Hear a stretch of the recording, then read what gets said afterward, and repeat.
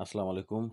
দেশ এবং দেশের বাইরে থেকে যারা ভিডিওটি দেখছেন, আপনাদেরকে জানাই অনেক শুভেচ্ছা, অভিনন্দন এবং আপনাদের সুস্থতা কামনা করি।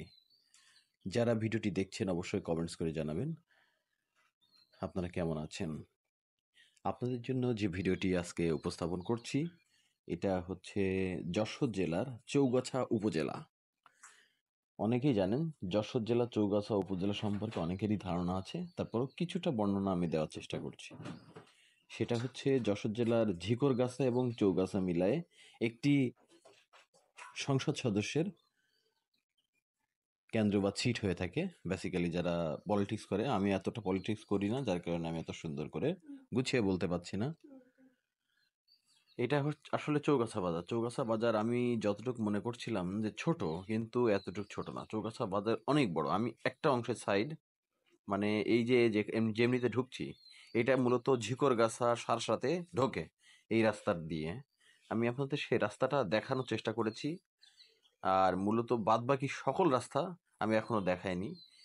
চৌগাছা বেশ কিছু কারণে বিখ্যাত আছে, এটা যারা জানেন। চৌগাছায় কিন্তু মূলত কাঁচা বাজার, কাঁচা তরকারির জন্য বিখ্যাত। এখান থেকে তরকারি দেশের বিভিন্ন প্রান্তে, ঢাকাতে আপনার পাইকারি বাজারগুলোতে যায়। চৌগাছায় পেঁয়াজ খুব বিখ্যাত পেঁয়াজ হয়। যারা জানেন দেশি ভালো মানের পেঁয়াজগুলো চৌগাছাতে পাওয়া যায়।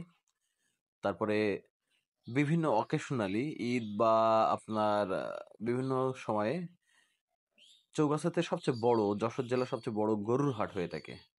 সেখানে গরু কেনা বেচা হয়। এটাও আপনাদের ধারণা আছে কিনা আমি জানি না। যারা ভিডিওটি দেখছেন কারোর বাসা যদি চৌগাছা হয়ে থাকে অবশ্যই কমেন্টস করে জানাবেন, এবং আপনার এলাকার কি কি বিখ্যাত বিষয় আছে অবশ্যই জানাবেন। আমি চেষ্টা করেছি চৌগাছা সম্পর্কে যতটুকু জানতে পেরেছি। চৌগাছা আপনার একটা বাসও চলে যশোর থেকে চৌগাছা রুটে, একটা লোকাল বাসও চলে। আপনারা এই জায়গায় আসতে গেলে কোনো অসুবিধা হবে না।